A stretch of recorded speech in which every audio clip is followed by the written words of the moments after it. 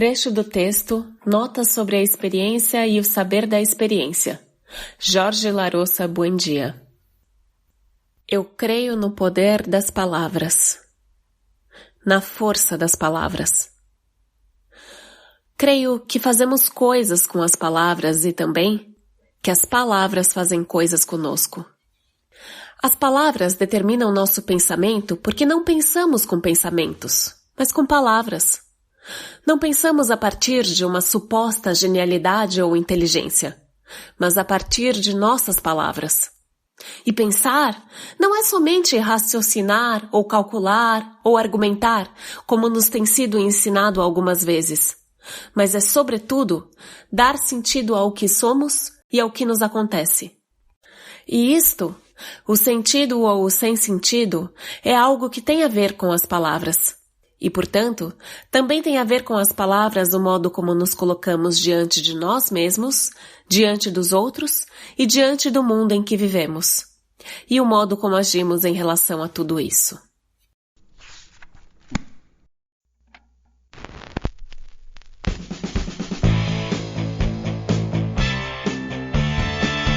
Olá, esse é o podcast Filosofia Pop. Eu sou Murilo Ferraz e aqui comigo está o Marcos Carvalho Lopes. Hoje a gente recebe novamente o professor Rony Silveira, que é doutor em psicologia, mestre em filosofia e é organizador de diversos livros sobre cultura brasileira. O Rony já participou com a gente do episódio número 8 sobre filosofia e cultura brasileira, do episódio número 26, Carnaval e Filosofia, do 36, Religiosidade Brasileira e do 49, sobre novela brasileira e filosofia. Esse é o nosso episódio número 57 e hoje vamos falar sobre Fazenda. Nesse episódio nós temos o conto A Máquina Extraviada, de José J. Veiga, e um trecho do texto Notas sobre a Experiência e o Saber de Experiência, de Jorge Larossa Buendia, interpretados pela atriz Maria Elisa. Hoje, no dia 2 de maio, o podcast Filosofia Pop completa 3 anos de existência. Nesse período, nós chegamos bem mais longe do que pensamos no início. A gente agradece muito a você que ouve esse programa e debate com a gente na internet, indica os episódios e contribui para que o nosso trabalho cresça cada vez mais e se espalhe muito mais. Nós também temos que agradecer a todos os convidados que ajudaram a construir esse caminho e ofereceram um pouquinho do seu tempo para contribuir com esse projeto. Assine o nosso canal no YouTube, em youtube.com/filosofiapop, siga a gente no Twitter, @filosofia_pop, e curta a nossa página no Facebook, facebook.com/podcastfilosofiapop, tudo junto. Você também pode mandar um e-mail pra gente no contato@filosofiapop.com.br. Assine o nosso feed no celular para receber os episódios assim que eles forem lançados. Se você não sabe como fazer isso, tem um guia lá no nosso site explicando. O Filosofia Pop é um podcast que aborda a filosofia como parte da cultura. A cada 15 dias, sempre às segundas-feiras, a gente vai estar aqui para continuar essa conversa com vocês. Vamos então para a nossa conversa sobre a Fazenda.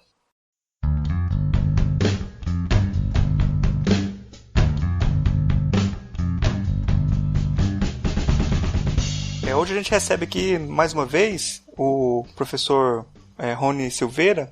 Ele já é de casa aqui já, né? Já veio várias vezes, já veio aqui com a gente, falou com a gente no episódio 8 sobre filosofia e cultura brasileira, no episódio 26, Carnaval e Filosofia, no 36, sobre religiosidade brasileira, no episódio 49, sobre novela brasileira e filosofia, e hoje volta aqui para falar com a gente sobre a Fazenda e a filosofia.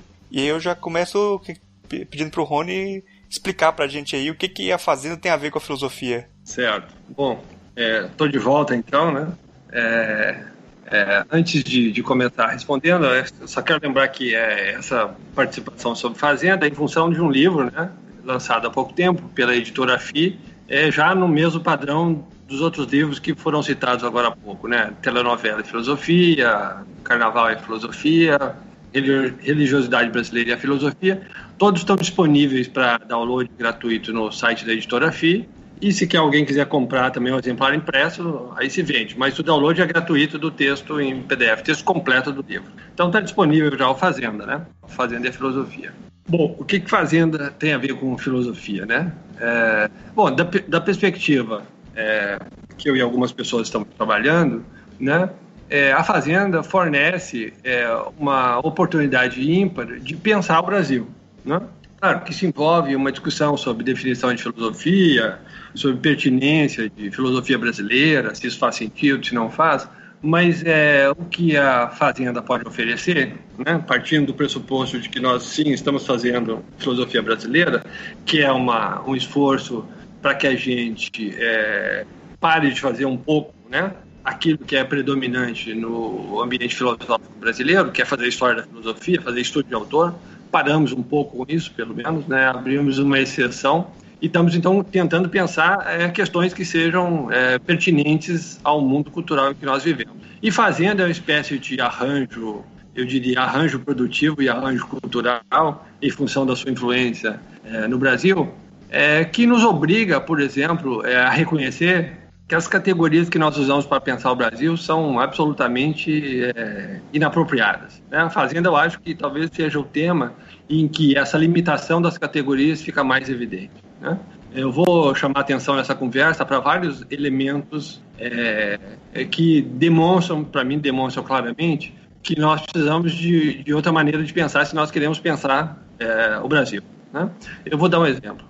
Por exemplo, a coisa mais imediata que nós vamos tentar pensar quando falamos em fazenda é que se trata de uma grande propriedade. Não, grandes propriedades de terra.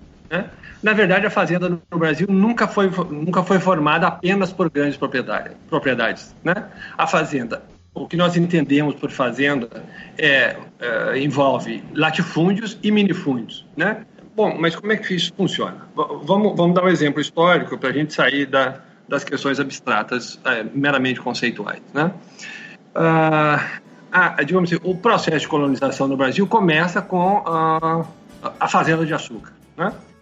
E a gente já pode perceber imediatamente que a fazenda de açúcar não é uma unidade produtiva simples no sentido de que você teria, na nossa visão, pelo menos uma grande extensão de terra, cana plantada, mão de obra escrava, um proprietário rural que seria o dono dessa fazenda, um coronel, provavelmente em função de uma doação direto da coroa portuguesa ou de uma autorização para tomar posse dessa terra, enfim, ou de uma aquisição do governo português, enfim. Bom, a fazenda é isso, mas é muito mais do que isso. Então, vamos ver. A fazenda é constituída por algumas estruturas físicas. A casa grande, a senzala, a morada dos escravos, a morada do senhor de engenho. Ela é composta também por uma peça importante que é a moenda. A moenda é aquela máquina que moe a cana. Então você imagina que tem uma máquina geralmente movida a tração animal. Raros eram os engenhos que a gente chama de engenhos reais, que eram movidos à roda d'água. A maioria era a tração animal.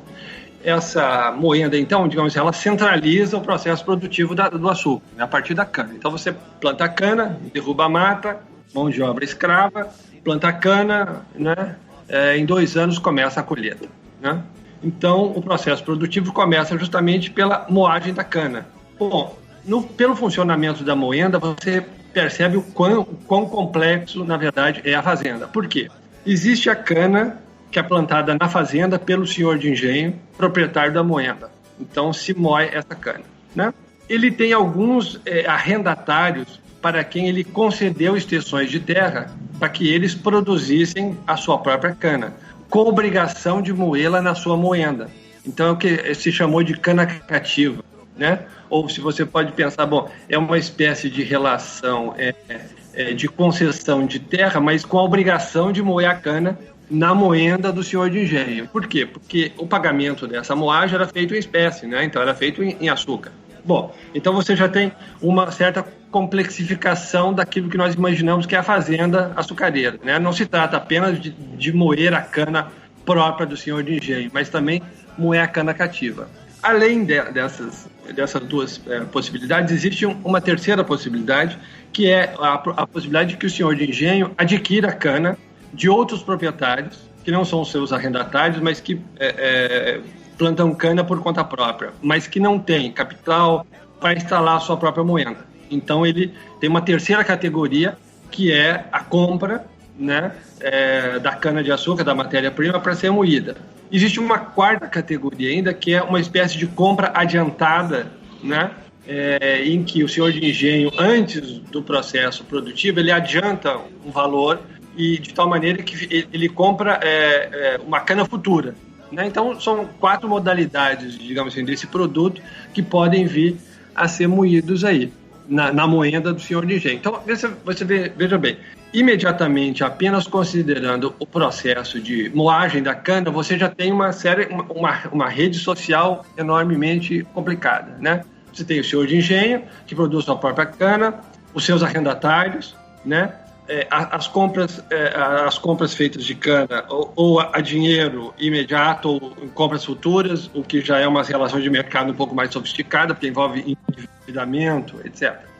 Mas o curioso aí, isso causa uma série de complicações do ponto de vista das categorias que nós usamos, é que, do ponto de vista produtivo, né, esse engenho de açúcar, a casa grande, né, com seus aglomerados mais imediatos, eles em geral não produzem, né, alimentos, né, o que é básico para a sobrevivência. Então isso tem que ser comprado de fora, por uma espécie de franja de pequenos produtores que acabam se desenvolvendo em torno das grandes fazendas de cana, que dão suporte alimentar, né, então, para a fazenda. Então, víveres básicos de sobrevivência, né, arroz, feijão, milho, né, para alimentação dos escravos, para alimentação pessoal, para alimentação dos animais. Então você vê que o processo produtivo, a fazenda, ela não pode ser fracionada como se fosse apenas essa grande propriedade cultivada pelo senhor de engenho. Quer dizer, ela é uma grande propriedade cultivada pelo senhor de engenho que se relaciona do ponto de vista econômico com uma série de outras atividades, né, articuladas. É um sistema produtivo complicado e articulado com outras coisas, outros processos produtivos. Sem mencionar o fato de que esse açúcar era produzido para exportação. Então, isso também se articula com o mercado europeu da época, né? Mas vamos pegar, por exemplo, o processo produtivo do açúcar, para vocês verem como, do ponto de vista do trabalho, as relações também são imensamente complicadas e não se trata apenas de puro escravagismo, como a gente poderia ser levado a pensar. Claro, existe a mão de obra escrava, né, no processo de produção do açúcar, mas, por exemplo, é preciso que existam feitores para cuidar da mão de obra escrava, né? Então, dependendo do tamanho da fazenda, é uma verdadeira legião de feitores. Um que cuida do plantio da cana, outro que cuida da instalação e manutenção da moenda, né? Quer dizer, cuida dos escravos responsáveis por esse tipo de trabalho, né? Outros que se dedicam, né, por exemplo, cuidar dos animais. Quer dizer, é preciso ter escravos para isso e, portanto, é preciso ter um feitor específico que cuide disso em função do tamanho enorme da fazenda, do deslocamento dos escravos por essa propriedade toda. Bom, então você tem uma legião de feitores. Esses feitores, eles são assalariados, né? Isso está registrado em vários documentos históricos. Eles são assalariados. Então você tem um sistema escravagista e você tem compra de trabalho livre. Essas pessoas são livres, né, e elas vendem mão de obra. Então você tem uma típica relação capitalista, né, dentro do sistema de produção de açúcar. Mas você também tem mestres, né, que são trabalhadores especializados, que não fica muito claro. Por exemplo, em algumas circunstâncias eles recebem em produto, o seu salário é pago em produto, em açúcar, outras vezes é pago em dinheiro. Então você tem aí uma espécie de franja, digamos assim, muito semelhante àquela do sistema produtivo, né? Você tem uma espécie de relações semicapitalistas, a gente poderia dizer, porque ora eles são pagos em salário, ora em produtos, né? Isso varia muito. Esses trabalhadores especialistas são, por exemplo, o mestre açucareiro, que cuida da moagem da cana, né, até determinado ponto. Depois tem o mestre purgador, que é o processo final, digamos assim, de cura do açúcar aí já, né? Já não é mais o melado, não é cana, não é melado, já é o açúcar. Então você tem uma complicação enorme, né? Porque a fazenda ela é baseada em mão de obra escrava, mas ela convive, ela articula no seu sistema produtivo, né, mão de obra assalariada, que é uma relação típica do capitalismo, e outras relações, né, que são semicapitalistas. A própria figura do arrendatário, né, que usa a terra do senhor de engenho e paga com a moagem, né, e portanto paga em produto, quer dizer, essa não é uma relação capitalista, porque ele não está recebendo salário pelo seu trabalho. E você tem relações tipicamente capitalistas, que são esses trabalhadores especialistas, né, que recebem dinheiro. Então, veja bem, a fazenda, ela concilia, né, se você toma o conceito de fazenda nesse sentido que eu estou entendendo, ela não é um latifúndio. Ela é um latifúndio que é articulado com minifúndios, né? Com pequenos proprietários que produzem mantimentos para subsistência da fazenda, ela também articula dentro dela mão de obra escrava, né, com relações capitalistas, né, que é compra de trabalho livre, né, essas pessoas eram livres e recebiam em moeda, portanto, uma típica relação capitalista. Então você vê que tem uma complexidade enorme aí, né? Vou terminar um pouco de fazer um desenho com relação à fazenda. Olha só, a fazenda, além da cana, o que ela requer? Ela requer os animais que são a força bruta para mover a moenda. Então ela requer criação de pastos, né? Esses pastos têm que estar próximos à área cultivada, em função da necessidade que os animais estejam disponíveis, mas não pode ser junto à cana, porque eles estragam a plantação. Então, é preciso articular uma criação bovina e equina próximo às fazendas, né? Além disso, a fazenda precisa de ter acesso a florestas, né? Não apenas porque havia o esgotamento do solo, em função de que as técnicas de plantio eram praticamente extrativistas, é preciso renovar a plantação de cana, né? Como é que se faz isso? Se muda a plantação para uma área florestal, então se derruba uma nova floresta e para isso a fazenda tem que ter incorporada na sua área florestas disponíveis para novas plantações. Florestas que também são usadas para fornecer madeira nobre para construção da moenda, para construção das habitações, né? Os currais para os animais, mas também principalmente de lenha para a produção do açúcar, né? Que se requer muita lenha. Então você vê que a fazenda é um processo produtivo extremamente complexo, né? Não se trata apenas de uma área em que se planta cana-de-açúcar. Bom, isso nos obriga a alterar um pouco as questões, digamos assim, os elementos conceituais com os quais nós pensamos a fazenda. Porque como é que você tem, né, um sistema produtivo, como é que nós vamos classificar esse sistema produtivo baseado em mão de obra escrava, mas que usa mão de obra assalariada? Portanto, ele é capitalismo ou não é capitalismo? Ele é um capitalismo escravocrata? Ele é um feudalismo? Não, ele não é um feudalismo, porque não há relação de servidão, há relação de escravidão e de mão de obra assalariada. Quer dizer, nenhuma das categorias tradicionais do mundo europeu, né, nem capitalismo, nem feudalismo, né, permitem, né, nem escravagismo, permitem classificar esse tipo de processo produtivo.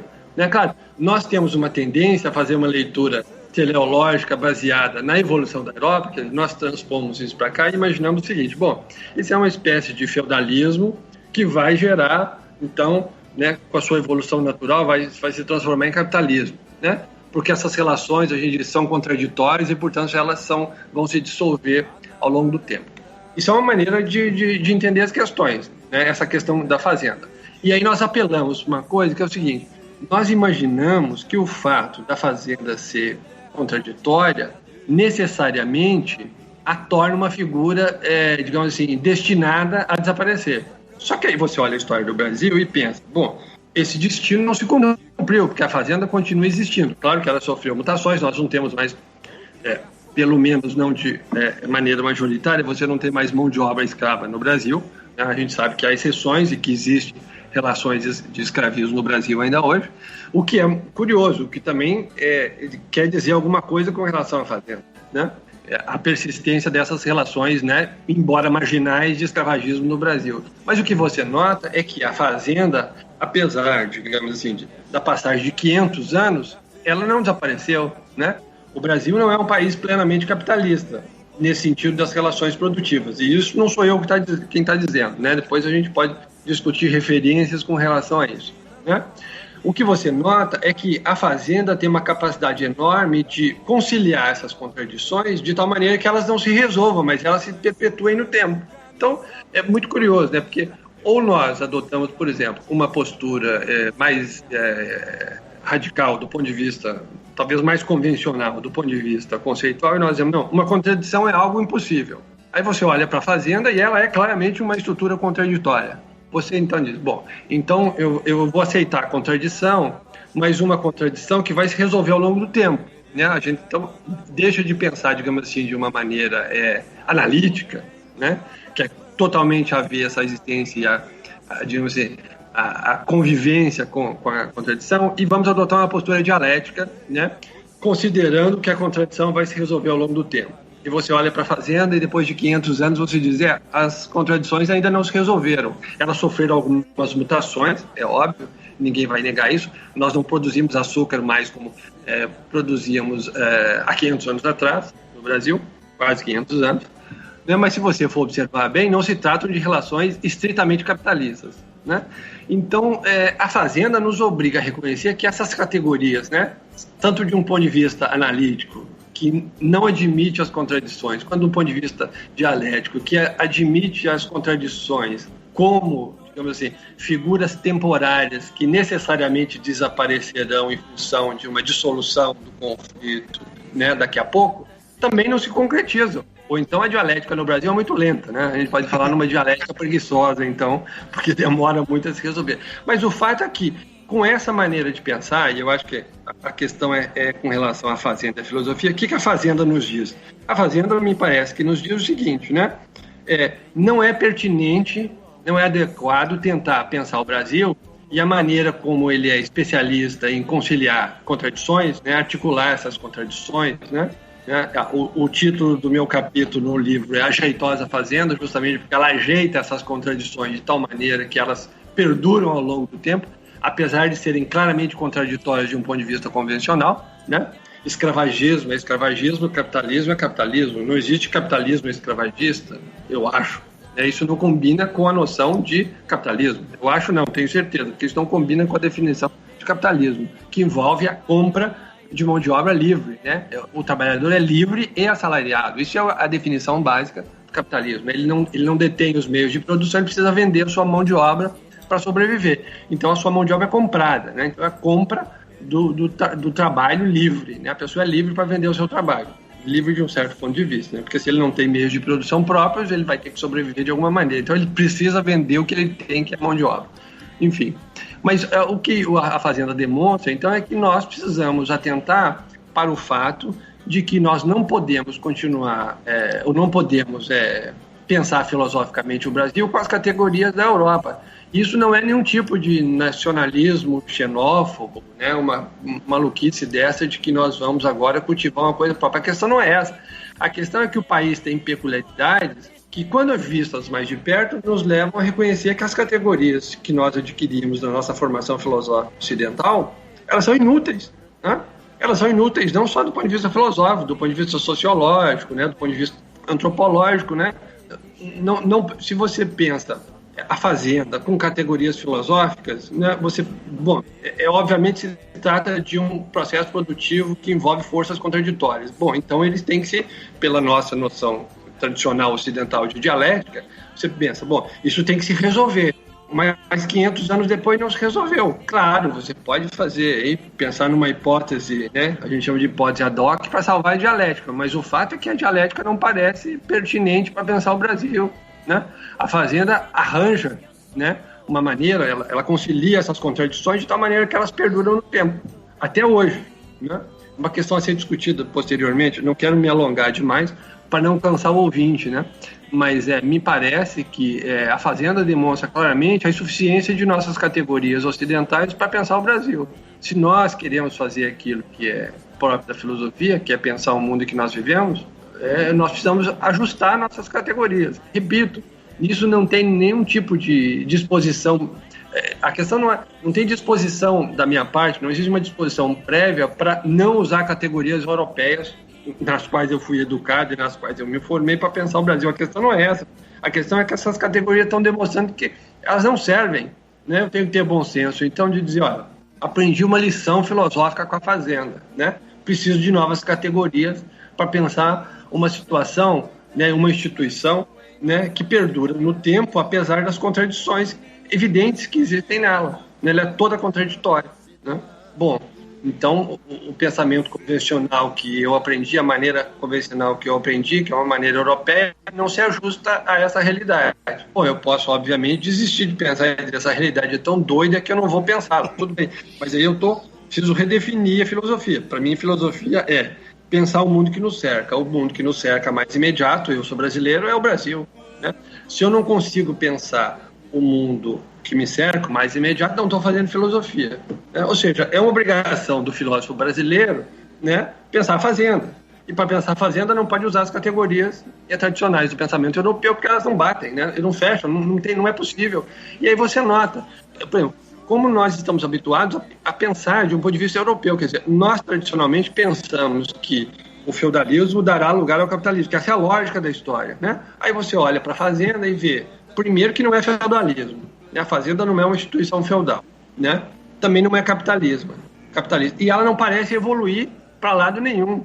Pelo contrário, né? Tem uma expressão interessante que ela modernizou a sua não modernidade, né? A sua não modernidade é essa conciliação de elementos contraditórios. O que aconteceu? Você bota maquinaria, você bota biotecnologia, você bota produção em larga escala, você resolve o problema da conservação dos solos, né? Que nós hoje não precisamos ficar replantando, né, as lavouras em outras áreas, a gente consegue, né, revigorar o solo, manter a fertilidade do solo em função da tecnologia. Você faz toda essa alteração, então, mas as relações de trabalho, o básico é uma espécie de conciliação, né, de um sistema produtivo que concilia, né, relações capitalistas com relações que claramente não são capitalistas, né? Arrendatários, enfim, a gente pode discutir isso depois. Ou seja, a fazenda faz aquilo, né, o que eu chamei de modernização, ela moderniza a sua não modernidade, quer dizer, ela transpõe aquelas relações antigas, que não são capitalistas, para o presente, né? Então, tudo indica que ela persiste no tempo. Então, ela está dizendo, olha, não adianta mim pensar com essas categorias de evolução, de dialética, de processo, né, de que as contradições vão se resolver no tempo, porque as minhas contradições eu ajeito e elas não se resolvem no tempo. Eu acho que é o suficiente para a gente começar a pensar sobre a fazenda, né? Eu vou fazer uma pergunta então, mas assim, eu vou me vingar agora, porque a gente faz a pauta e na primeira resposta já destruiu minha pauta, porque quando a gente pensa nas categorias também, quando a gente pensa a relação da fazenda, a explicação muitas vezes que é feita a partir de categorias que são usadas para os Estados Unidos, né? Comparando com os Estados Unidos, falando de colônias de povoamento no norte dos Estados Unidos e com colônias de exploração no sul dos Estados Unidos. Então o Brasil teria um modelo, grande parte, de colônia de exploração, de plantation, né? Então, e também em São Paulo, uma região seria colônia de povoamento, né? Por essa lógica, a solução do Brasil é a guerra civil, né? Tipo, se você pegar essas categorias também, não deu certo, né? A dialética também não tem uma síntese, né? Tipo, de qualquer forma, o Brasil não atrapalhou a lógica, né, das explicações, né? Não sei, olha só, essas aproximações, eu imagino até que, para os especialistas da área, elas não são muito confiáveis, né? Entende? Por exemplo, os Estados Unidos, eu não sei, me parece que todo ele não tem nada a ver com o processo de colonização do Brasil, né? Quer dizer, nenhum país europeu se envolveu, nenhuma das metrópoles, né, teve como política efetivamente colonizar a América, no sentido de estabelecer aqui, né, populações com o objetivo de produzir. As pessoas não vieram para cá para produzir, criar um estilo de vida, vieram para cá para saquear ouro, prata e diamantes, né? O objetivo dos portugueses inicial era esse, agricultura, a fazenda. Isso é uma estratégia secundária. O objetivo é o ouro, né? Os portugueses, o que se queria aqui é o ouro, nada mais do que isso, né? Então nunca teve essa ideia. O processo de colonização americana é diferente, né? Porque foi feito com pessoas que abandonaram, pequenos agricultores ou pessoas que tinham nem sempre agricultores, mas que abandonaram sua terra para fundar um outro mundo para ele, que fosse bom para eles viverem naquele mundo. Eles vieram para viver nesse mundo. É totalmente diferente da lógica de colonização do Brasil, né? Aqui o colono europeu chegava em função do meio ambiente, das relações que existiam, mesmo que ele não fosse português, a primeira coisa que ele pensava, logo em seguida, era comprar alguns escravos, porque ninguém trabalhava a terra, então precisava comprar escravos para a sua subsistência, né? Quer dizer, o processo produtivo, o trabalho no Brasil sempre foi marcado pela questão da escravidão, né? Ninguém queria trabalhar porque isso era aqui no Brasil, o trabalho era sinal de escravidão. Só escravo trabalha no sentido braçal do termo, né? Eu acho que... Então, estabelecer paralelo com os Estados Unidos é muito difícil, né? Mas parece que é a solução compensatória para não pensar o Brasil, assim, tipo, você comentou lá que, tipo, o mundo que nos cerca é que a gente deve pensar, né? Mas o pessoal não quer pensar as porteiras desse mundão aqui, não. Então, geralmente a gente, se não desloca para a Europa, tem outros que deslocam para os Estados Unidos, buscam essas categorias, assim. Aí outra coisa que eu acho que, para complicar a situação também, é a relação de produzir para fora e você pensar que Portugal também era uma colônia que colonizava, né? Tipo, Portugal é uma mediação estranha, assim.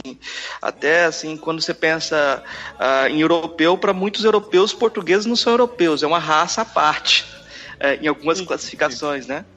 Tem essa questão. Na verdade, até o conceito de Europa não faz muito sentido, né? O conceito de Europa é muito recente, né? Se você pega, sei lá, 400 anos atrás, né, não se tinha essa ideia de identidade europeia, né? O mundo mediterrâneo ali inclui que era, digamos assim, o ambiente mais civilizado, digamos assim, do mundo conhecido na época, né? Pelo meu ponto de vista dos países europeus, envolvia o norte da África, né? Então não existe essa separação, por exemplo, entre África e Europa. Então o próprio conceito de Europa, agora, existe essa mentalidade, por exemplo, de que Rússia, Portugal e Espanha estão na periferia da Europa, né?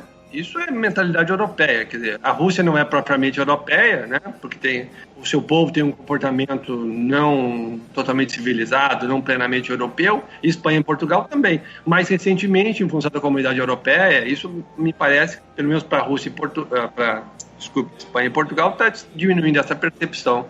Mas se você pega autores do início do século XX, você ainda percebe isso, né? Quer dizer, Portugal e Espanha não são tratados exatamente como países europeus. São Europa, mas estão na periferia, assim como a Rússia estaria na periferia do mundo europeu, né? Não são plenamente europeus, né? Agora, Portugal já tinha uma longa tradição colonial em função da sua experiência na África, na Índia, né?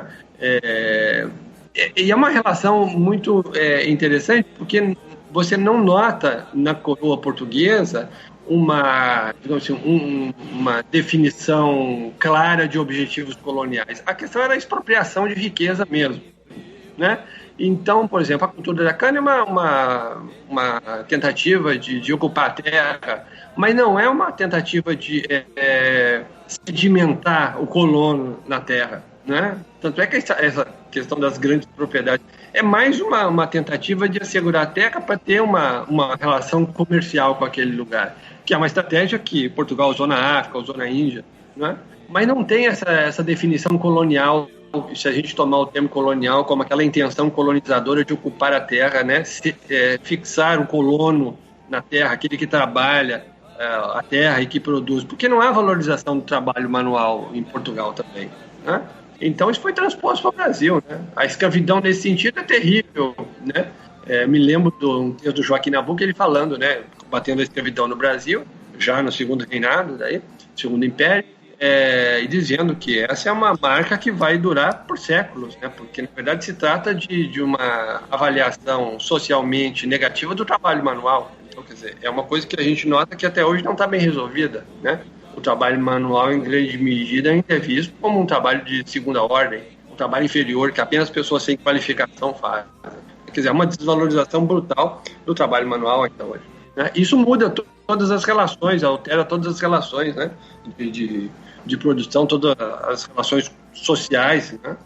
Isso faz com que elas tenham, por exemplo, se a gente voltar à questão da comparação com os Estados Unidos, a comparação não tem pertinência, porque os ambientes culturais são diferentes, a relação com o trabalho é diferente, a relação com a terra é diferente, o perfil de quem veio para colonizar é totalmente diferente. Você estava falando sobre as categorias lá Você tinha falado sobre as categorias europeias que não serviriam para estudar o Brasil, que as fazendas brasileiras não se encaixam no feudalismo europeu. Sim. Mas, de uma certa forma, nem o feudalismo europeu se encaixa no feudalismo europeu, né? Porque a descrição do feudalismo europeu é de certas partes da Europa, lá, da Sim. França, da Inglaterra, e a maioria não se encaixa também naquilo ali, né? É uma simplificação, assim, que nem pra eles não serve. Pois é, você imagina, se essa é uma descrição já discutível do próprio ponto de vista europeu, né? Porque as realidades são diferentes, a maneira como os sistemas produtivos evoluíram, né, é diferente, né, elas não fazem nenhum sentido no Brasil, porque já de chegada, é curioso, né, por exemplo, a fazenda de açúcar é fantástica nesse sentido. Você tem, o solo é americano, brasileiro, né, a cana é de origem asiática, né, o financiador do processo é europeu, português ou holandês, né, que os banqueiros holandeses bancavam a instalação dos engenhos no Brasil, né? E o açúcar, que é o resultado final, é vendido para exportação. Quer dizer, existe uma articulação, já por definição o sistema se abre, né? Uma cultura que vem da Ásia, açúcar é exportada para a Europa. Você vê a dimensão, já é um tipo de cultura, num solo brasileiro, americano, quer dizer, já é uma cultura que, pela sua própria definição, já é mundial, digamos, ele está aberto, né? É um processo extremamente complexo se você for olhar a questão do fluxo, né? Da onde vem essas coisas, para onde elas vão, como é que esse sistema se articula, né? Então ele já é extremamente complexo nesse sentido, né? Eu acho muito interessante a fazenda de produção de açúcar, e eu tomei isso como exemplo no meu capítulo, em função disso, né? Porque eu acho que é um exemplo muito peculiar, assim, né? De cara você já tem um objeto que, do ponto de vista econômico, ele se expande pelo globo todo, né? E talvez antecipando algumas das relações do capitalismo mais avançado, né? Que é o capitalismo mundial. Então, quer dizer, de cara, você já tem essa abertura para horizontes muito diferentes, né? Com funções diferenciadas. E que, claro, isso tudo compõe alguma coisa que está sediada aqui, né? O processo produtivo está sediado aqui, mas ele abrange com seus tentáculos não só uma vasta região do entorno da própria fazenda, mas também relações internacionais, de financiamento, né, de deslocamento desse produto para a Europa. Quer dizer, é muito interessante nesse sentido, porque se você for fazer uma análise econômica, ele já é um processo mundial, né? Ele já é um processo mundial. Claro, a gente simplifica, porque não podemos tratar, quando você vai analisar um objeto, você não pode tratar do mundo todo, você acaba fazendo um recorte epistemológico de tal maneira que o objeto se torne tratável, né? Mas, de qualquer maneira, você nota claramente que, para tratá-lo, nós vamos fazer um recorte, né? Porque ele se expande, ele transborda a nossa maneira tradicional de pensar. Tinha coisas tão modernas que tinha até o mercado futuro aí, né? Exato, né? A compra de cana, né? A compra futura, né? Se compra a cana para moer na época da colheita, né? Em Goiás, você tem algumas narrativas, não são... alguns teóricos não concordam com essas narrativas, mas eu acho que é um exemplo interessante de construção de narrativas divergentes também. Quando vão narrar o período da escravidão e pós-escravidão na região de Goiás Velho, alguns negros vão falar da época do farturão, que quando lembram do campo, antes de irem para a cidade, viviam num excesso, porque havia muita produção, e como não havia mercado para vender, né, até porque o povoamento lá se deu em torno da mineração, né, existia muita coisa para consumir, né, mas também havia uma brutalidade desmedida, né, tipo, embora eles podiam não ser propriamente escravos, mas também não eram livres também de forma nenhuma, né. Aí eu acho que essa situação meio ambígua também ela me faz lembrar da ideia dos agregados e outros tipos de jeitinho para manter relações verticais que aparecem na fazenda, né? Sim, com certeza. Eu nasci em Minas, né?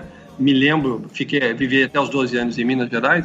Me lembro que no interior de Minas era muito comum ainda na época que eu era criança, a existência desses agregados, né? Em geral negros, que não eram funcionários assalariados, então, portanto, né?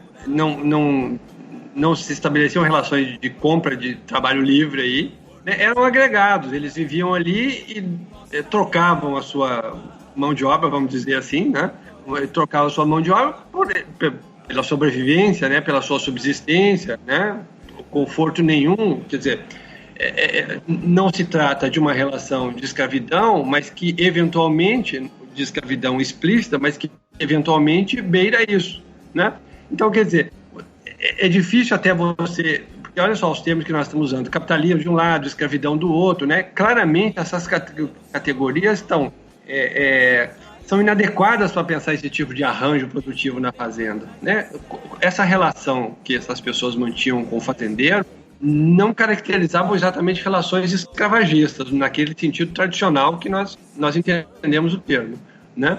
Mas também não são relações capitalistas, né? Eu estou falando de 40 anos atrás, né? Eu não sei se a realidade ainda é essa, né? Nós sabemos que há algumas situações do Brasil que beiram ainda a escravidão. Mas você nota que esses termos são inadequados, né? Essa ideia da fartura, quer dizer, isso envolve uma noção de produção, uma espécie de valorização extrema da autossuficiência, né? Então, também tem esse discurso de que é aquele sonho, né? Eu ouvi isso várias vezes, de que o fazendeiro, o objetivo dele é comprar comprar sal e querosene. O resto tudo era produzido na própria fazenda. Quer dizer, uma noção de subsistência, de produzir para a própria subsistência, que é incompatível com relações capitalistas, né? Porque no capitalismo você se especializa, produz alguma mercadoria, e você vende e você movimenta o mercado comprando aquelas coisas que você necessita. Se você não necessita de nada, ou de muito pouca coisa, você emperra as relações de compra e venda, você estanca o mercado, portanto você não promove relações capitalistas, né? Essa ideia da autossubsistência, dos agregados, né? E isso é uma espécie de trava contra o capitalismo, uma espécie de energia que funciona contra o capitalismo. Então você tem uma espécie de manutenção de uma relação de servidão, se a gente poderia chamar assim, tomando muito cuidado com os termos, porque, de novo, né, a gente está descrevendo uma realidade para a qual não temos conceitos muito apropriados. Essas relações de servidão, ou de semi-servidão, ou semi-capitalista, elas são uma trava para o processo capitalista de produção, né? E isso persistiu no Brasil, ainda persiste em grande parte do Brasil, né? Você perceba só, né? No período colonial, pelo menos, as pessoas que desenvolviam, que pretendiam, né, se estabelecer e que não tinham recursos, quer dizer, não podiam ser senhores de engenho, não podiam ser grandes proprietários, eles estavam permanentemente ameaçados de decair para a escravidão, né? Então, é uma situação curiosa, porque você não tem espaço no sistema produtivo para a inclusão de mão de obra livre, né? Você tem escravos e você tem senhores de engenho. Quem não pode ser senhor de engenho está sempre ameaçado pelo processo de escravidão. E isso não é uma percepção assim, que eu estou projetando, né? Em 1850, quando Dom Pedro II decretou uma tal de lei de terras, né? Porque isso é muito interessante. Até 1850, veja bem, né? Então, 350 anos da nossa história, as chamadas terras devolutas eram de quem chegasse primeiro, né? A coroa portuguesa tinha um sistema de concessão tão confuso que, na verdade, eu acho que a resolução se dava mesmo à ponta de faca e na ponta da espingarda, né? Invariavelmente, inclusive, havia disputas porque havia concessões de terras feitas sobre áreas já concedidas anteriormente, né? Você tem registros históricos dessa complicação. Então, o que acontece aí, né? Você tem o senhor de engenho, que, de alguma maneira, ele precisa ter recursos monetários ou para comprar essa terra, ou para se apoderar dessa terra, ele precisa contratar, né, gente para manutenção, né, jagunços, porque, enfim, as relações são relações de força, né? Ou você tem escravos. Mas essa população livre, que não tinha recurso suficiente, não era escrava, ela se deslocava, já que a posse da terra, digamos assim, era livre. Essas terras devolutas podiam ser ocupadas. Claro, essa população se deslocava cada vez mais para o interior. Isso, inclusive, é um dos fatores de povoamento do Brasil. Eles eram uma espécie de vanguarda, né? Por quê? Porque eles mantinham o meio de produção, a terra é um meio de produção, não decaíam para a escravidão e tinham a possibilidade de produzir pequenas quantidades de alimento para subsistência ou para venda para um mercado muito restrito, mas que aí se estabeleceu algum tipo de relação capitalista, né? Você vende o produto, recebe dinheiro e compra aquilo que você não precisa. Mas em 1850, quando Dom Pedro, então, em função da pressão dos grandes proprietários, na iminência já da discussão sobre o fim da escravidão, era preciso qualificar, digamos assim, qualificar do ponto de vista econômico, né? Não qualificar a mão de obra, mas qualificar do ponto de vista econômico uma mão de obra livre. Foi preciso impedir o acesso à terra, porque na medida em que essa população sempre podia se deslocar para o interior, onde as terras a posse era livre, elas jamais se dispunham a vender sua mão de obra, porque elas podiam trabalhar para elas mesmas, porque o meio de produção, que é a terra, estava disponível. Então, em 1850, quando se decreta essa lei de terras, em que a terra só podia ser ocupada a partir de uma compra do Estado brasileiro, quer dizer, o Estado brasileiro, na prática, se apoderou da propriedade rural, né, da terra, houve verdadeiras rebeliões em alguns locais, porque as pessoas entenderam que isso era um procedimento que levaria à escravidão branca. Isso é muito interessante, né? Por quê? Aí você nota como a sociedade brasileira era emparedada. Mas o curioso com a Lei de Terras de 1850 é o temor gerado na população livre de decair para relações escravocratas, né? Quer dizer, aí você nota que no Brasil, nós estamos falando de 1850, quer dizer, estamos falando de 150 anos atrás.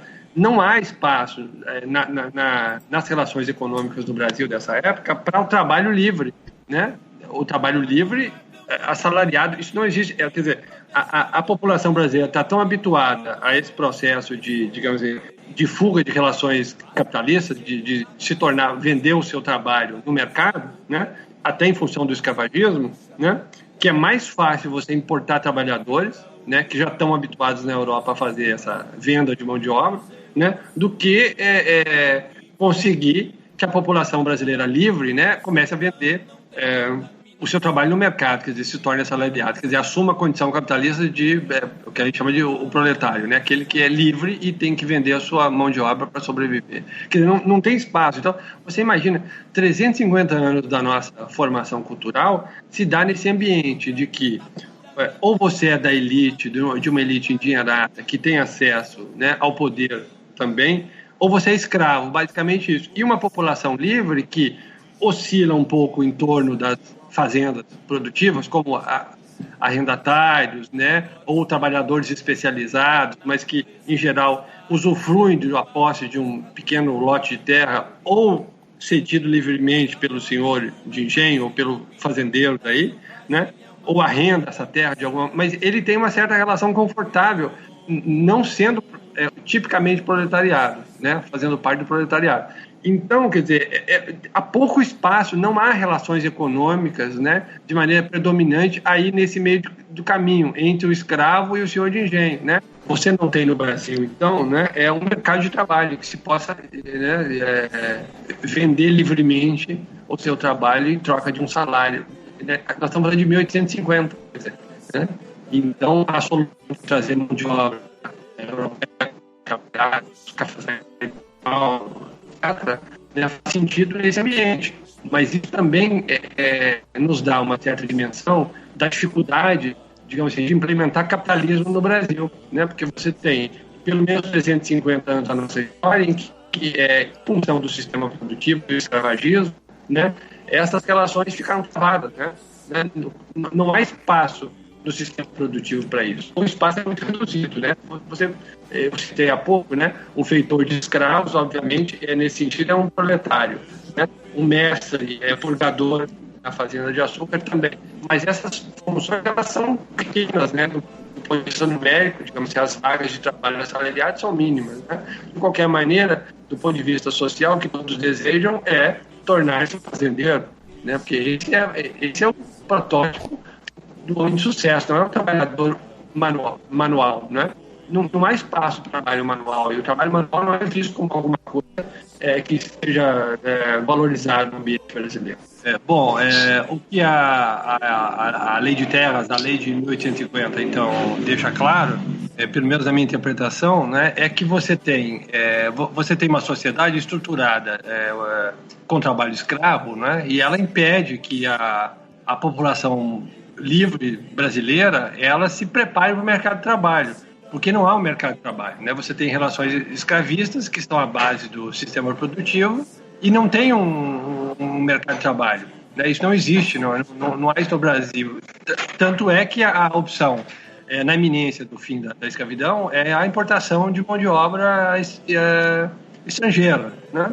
Agora, o curioso, eu queria chamar a atenção para isso, curioso aí é o seguinte: quando a mão de obra estrangeira chega no Brasil, a gente pode pensar, bom, então isso constituiria uma relação tipicamente capitalista, né? Quer dizer, você tem um assalariado, portanto, um trabalhador livre que vende a sua força de trabalho. Mas, curiosamente, e aí você nota como no Brasil você tem uma tendência a compatibilizar elementos contraditórios. O que acontece na prática, né? Vamos pensar na fazenda de café do interior de São Paulo, né? Nós estamos aí por volta de 1850, um pouco mais, 1870, então começa a chegar mão de obra para as lavouras de café no interior de São Paulo. A gente pode imaginar, então aqui começa o capitalismo brasileiro? Na verdade, não, né? Olha só o arranjo que foi feito, né? O arranjo típico é o seguinte, né? O colono europeu, ele recebe uma terra, em geral já devastada, né? E com as mudas de café plantada, e ele recebe um lote de cafeeiros, então, para cuidar, né? Ele não recebe um salário por isso, quer dizer, ele até eventualmente recebe um salário para isso, né? Aí as combinações são diferentes. Ou o salário é muito baixo ou nenhum salário. O que ele recebe em troca do seu trabalho é usar aquela terra, né, que tem o café plantado, usar o espaço livre entre uma fileira de pés de café e outra, né, para plantar mantimentos. Então ele planta milho, ele planta feijão, ele planta arroz, né? Essas culturas de subsistência básica, né? Então o salário dele, né, ou é um salário que não é suficiente para a sua sobrevivência, ou complementado com o uso da terra. Então isso replica uma estratégia a qual não me referi ainda, que existia na escravidão, de liberar os negros um dia por semana, em geral no sábado, né, para cultivar a terra por conta própria, né, livremente, né?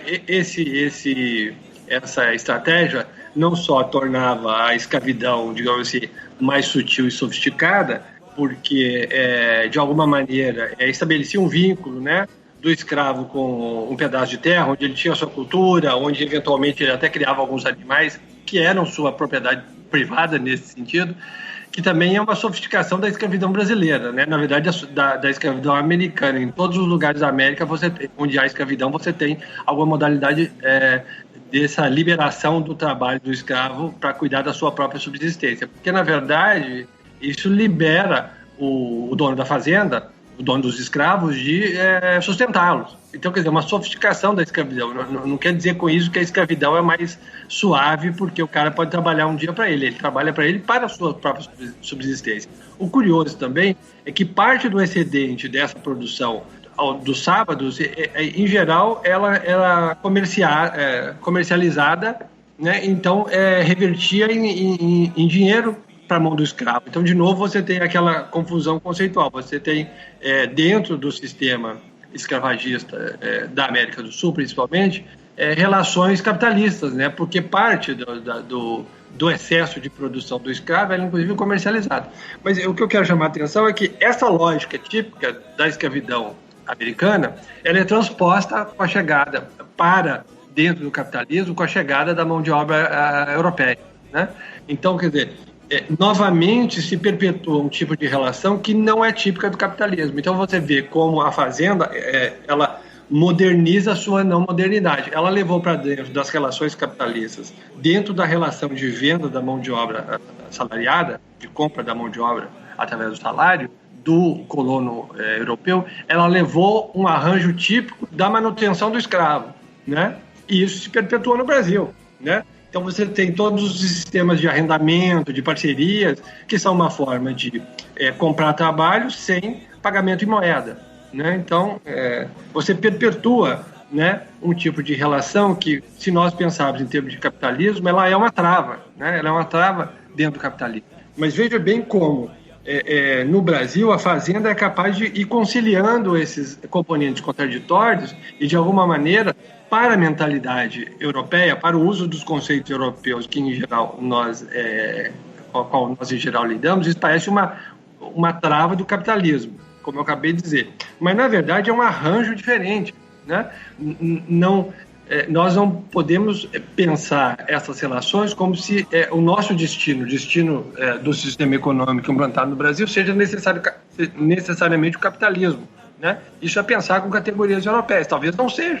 Bom, se você pensa com essas categorias europeias, esse arranjo é uma trava, né, que impede a implantação plena do capitalismo no Brasil. Mas a fazenda está fazendo isso há 500 anos, né? Portanto, não me parece que se trate apenas de uma trava. Me parece que o que está sendo apontado aqui é a inoperância, né, a falta de pertinência dessas ideias para o ambiente brasileiro, né? Novamente, estou voltando ao mesmo assunto, porque esse me parece ser uma lição, digamos assim, epistemológica, se eu posso dizer, uma lição epistemológica fundamental da Jeitosa Fazenda. Me parece que esse tipo de arranjo assim tem muito reflexo até hoje, né? É um discurso comum hoje de você ver de pessoal mais ruralista, assim, de falar que esses programas sociais, por exemplo, o Bolsa Família, faz o pessoal ficar preguiçoso, que antes ele ia no boteco ali e oferecia um trocadinho pro cara trabalhar na colheita e os caras aceitavam porque não tinha outra opção, né? E o cara agora passa a recusar o salário baixíssimo ou esse tipo de trabalho que você vai ter só um espaço de terra ali para você viver da sobrevivência porque quer um pouco mais, né? E tem essa reclamação de que não é possível, tipo assim, dificulta fazer esse tipo de mecanismo aí, né? O Marcos deve saber disso, porque hoje ele é professor da Unilab em São Francisco do Conde. Eu estava no interior de Ceará, em Redenção, na época da implantação da Unilab, né, a sede da Unilab no estado do Ceará. Eu fiquei chocado com algumas cenas, né? Você presencia lá relações de trabalho semi-escravas, do tipo, né? O coronel leva os peões para fazer um trabalho na fazenda, ficam lá uma semana, ele chega e aí quando ele chega ele avalia o trabalho e paga em função da sua avaliação. Inclusive, segundo relatos, ele não gostando não paga nada. Né? Ou eu também presenciei, posso dizer isso, é um colega da universidade que fez esse tipo de pagamento. Então não estamos falando de pessoas do meio rural, estamos falando de pessoas, né, que têm uma vida, digamos, moderna, né, na capital do estado, em Fortaleza, que estudaram fora do estado, portanto têm uma experiência de vida considerável, pagaram o trabalho de uma semana com cesta básica, né? Inclusive contra o que havia sido combinado. Então você vê essas práticas no Brasil são recorrentes, né? Eu estou citando exemplos em função da minha experiência de estar nesse lugar, não estou falando que isso é próprio do Ceará. A gente sabe que há relações praticamente de escravidão no Brasil, mas esses arranjos de pagamento de gêneros alimentícios ou sistema de parceria, não é? Ou seja, qualquer tipo de relação de trabalho não capitalista no meio rural brasileiro são válidos ainda hoje, né? Raramente você tem pagamento em salário, e quando o pagamento é feito em salário, um salário em geral insuficiente para a sobrevivência de uma família, né? É um salário mínimo ou menos que um salário mínimo, né? Então, esses sistemas de parceria, que são espécies de compensações pelo trabalho, compensações não monetárias para remuneração do trabalho, são constantes no meio rural brasileiro ainda hoje. Eles são válidos, né? Claro, as coisas vão se alterando, né? Parece haver uma maior pressão em alguns setores, porque você precisa de mão de obra mais qualificada, enfim, isso altera um pouco as relações, né? Mas, em geral, o que é predominante são relações de trabalho não monetárias, digamos assim, né? Não pagas com salário. Alguns teóricos, quando vão analisar o Brasil, estão usando até o conceito de autoimperialismo para falar que o Brasil é um tipo de exerce um imperialismo contra si mesmo, que é uma tamanha desigualdade que existe no Brasil. Você tem uma elite que explora o próprio país, voltada até para fora, né? Não interessada na ideia de desenvolvimento, mas na manutenção dessa mesma lógica. Uhum. Será que esse tipo de relação pode ser encontrado também na lógica da fazenda, da relação entre grande propriedade e pequena propriedade, no tipo de modernização técnica que a gente encontra nas primeiras e o tipo de empobrecimento geral das segundas, né? Sim. Olha só, não sou eu que estou dizendo isso é verdadeiro, né? O pesquisador José de Souza Martins, é um pesquisador que eu cito no meu capítulo, né? Faz referência a isso, quer dizer, dos mecanismos, digamos assim, do sistema produtivo brasileiro, do sistema econômico brasileiro, é uma espécie de transferência de renda meio rural para o meio urbano, né? Então, por exemplo, ele inclusive afirma que grande parte, digamos, do bem-estar, né, das pessoas que vivem na cidade diz respeito, tem fundamento numa espécie de transferência de renda do meio rural para o meio urbano. Quer dizer, o preço dos alimentos no Brasil é relativamente barato porque se paga pouco, né, para os produtores do meio rural. Então é um problema estrutural, essa coisa do autoimperialismo, que é na verdade uma espécie de replicação de relações coloniais, de perseveração de relações coloniais, né? Então, isso permanece, né? O que não é estranho, né? O que não é estranho. Se você notar bem, me lembro aqui de um filme do Glauber Rocha, eu acho que é O Leão Tem 7 Cabeças, na verdade o título é O Leão Ter 7 Cabeças, que é um filme que o Glauber filmou na África, e é muito curioso, porque isso é uma espécie de síntese do comportamento das elites dos países após o rompimento dos vínculos com a metrópole, né, dessa condição pós-colonial. As elites assumem, né, elas encarnam, de alguma maneira, os modos dos colonizadores. Então, eu me lembro, tem uma figura que é um negro africano, que é supostamente o presidente do país, que está com uma peruca branca, uma roupa de um nobre europeu, cetro, quer dizer, uma espécie de mimetização do comportamento do colonizador. Isso não é estranho, né? Quer dizer, na verdade, é natural que isso aconteça, até no sentido de que é natural que a gente mantenha comportamentos já adotados no passado, que a cultura é isso, né? A cultura é um sistema de preservação de comportamentos, crenças e valores, né? Então, claro, isso não significa que isso seja legítimo ou que a gente defenda essa perseveração de relações coloniais. Estou dizendo que elas são explicáveis, né? Elas se perpetuam na sociedade brasileira porque é uma sociedade colonial, de matriz colonial. Então, isso pode ser debelado com o tempo através de processos de mudança social. Mas o fato no Brasil, e eu acho que a Fazenda é um exemplo típico disso, é que as alterações são feitas, elas são feitas dentro de um esquema que permanece praticamente intocável, né? Intocado. Então, essa estratégia de modernizar a sua não modernidade, quer dizer, que nós temos no Brasil, de trazer o passado para o presente, né, e compatibilizar o passado com o presente, é uma estratégia interessante, porque é uma estratégia que contraria o que nós poderíamos chamar de bom senso, né? Dizer, não, o passado, se nós adentramos num período histórico, o passado tem que se tornar passado. Então, essas relações antigas, elas têm que ser debeladas. Mas, curiosamente, no Brasil, você tem uma modernização que não é plena, né? Uma modernização que traz o passado junto a si, né? Me lembro de um livro do Roger Bastide, que o título é Brasil, Terra de Contrastes, né?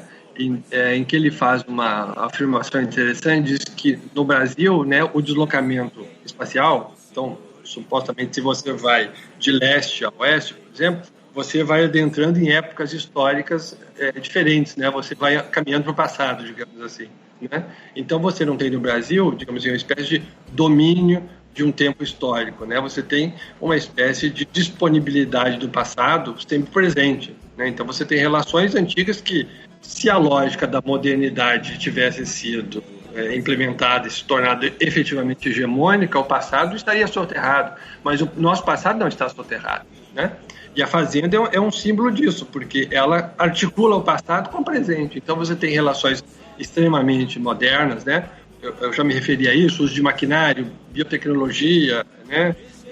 Correção da fertilidade do solo, etc., com práticas trabalhistas terríveis, né? Que são do século XIX, século XVIII, sei lá, até antes, né? Nós estamos falando aqui, e eventualmente a gente vê notícias, né, na televisão de escravidão rural no Brasil. Então, quer dizer, existe no Brasil uma espécie de vitalidade, eu chamo de vitalidade porque de fato uma vitalidade, que a Fazenda, por exemplo, expressa essa capacidade de conciliar o moderno com o passado, né?